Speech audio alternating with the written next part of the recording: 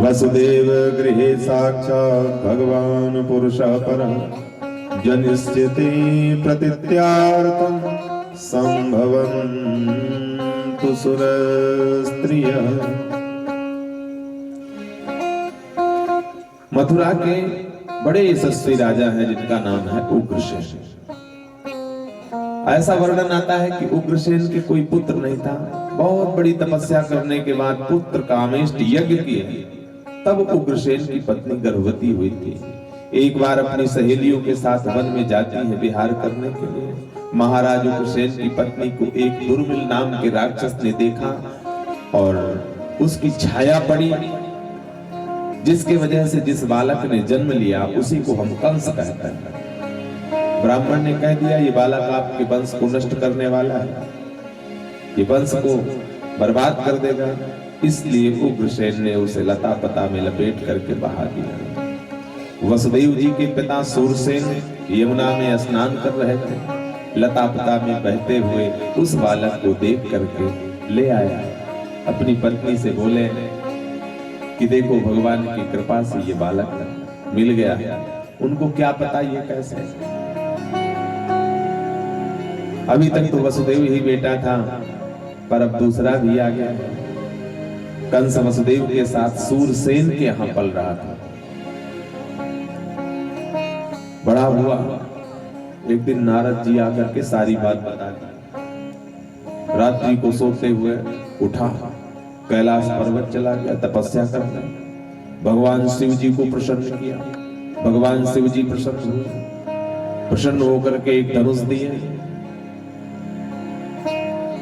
बोले कंस जो इस धनुष को तोड़ेगा बोलो वो तुम्हें नहीं छोड़ेगा। अघासुर, बकासुर, व्योमासुर, अरिष्टासुर, केसी, धेनुकासुर, बड़े बड़े राक्षसों को कंस ने अपनी सेना में शामिल करके मथुरा पर चढ़ाई थी। यज्ञ को, जो ब्राह्मणों के द्वारा यज्ञ हो रहे थे, उन यज्ञों को भी ध्वंस किया। ब्राह्मणों को बंदी बनाया।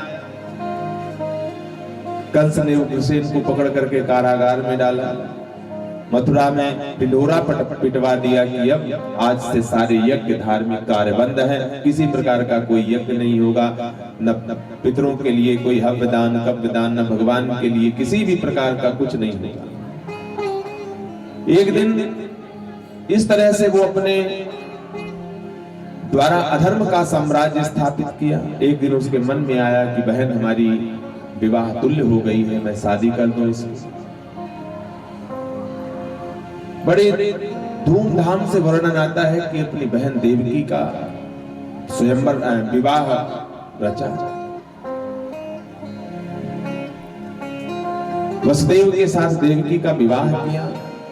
विदाई में क्योंकि अपार संपदा थी, इतना दहेज का सामान दिया था, और जब जैसे ही अपनी बहन को डोली में बिठाने लगा, आकाशवाणी हुई, पथित प्रग्रहणं कंस माभाष्याहासरीरवा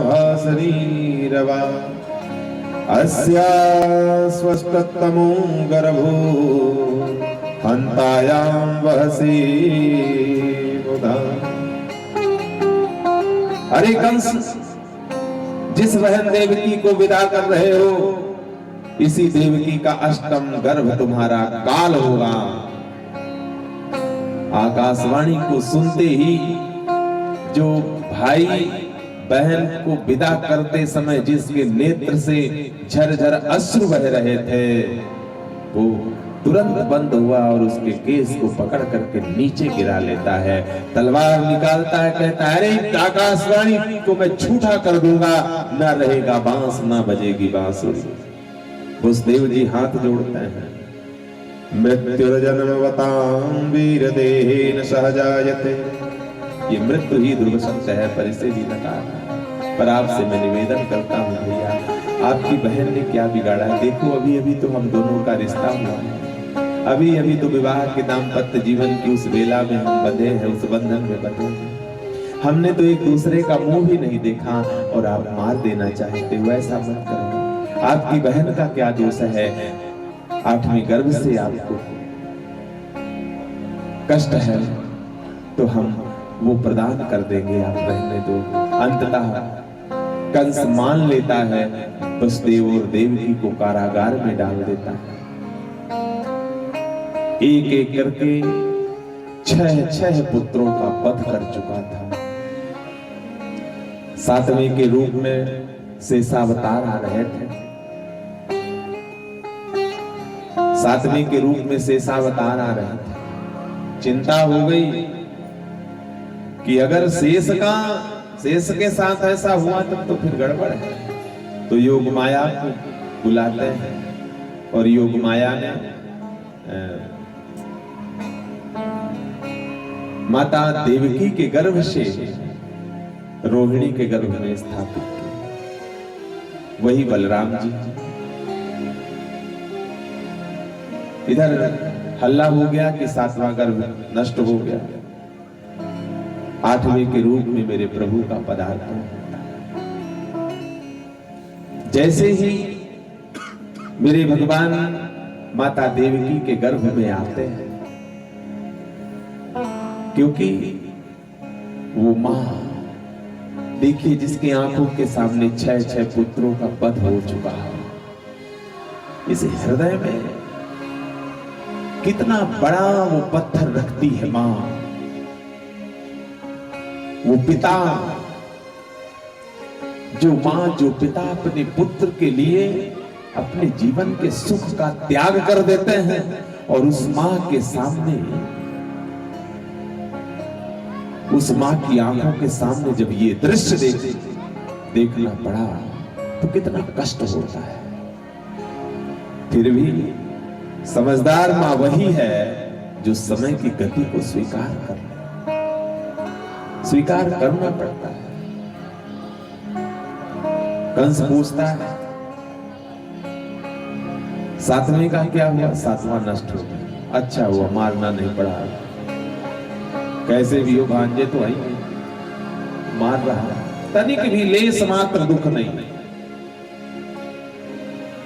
8वें के रूप में मेरे प्रभु का पदार्पण हो रहा है, और जैसे ही भगवान गर्भ में आते हैं, देवता मंगलमय स्तुति करते हैं। देखिए आपको याद होगा ना, महात्मा में सत्य की वंदना से भागवत जी का शुभारंभ हुआ, मध्य भी सत्य से हो रहा है। देवता उस सत्य की वंदना कर रहे हैं।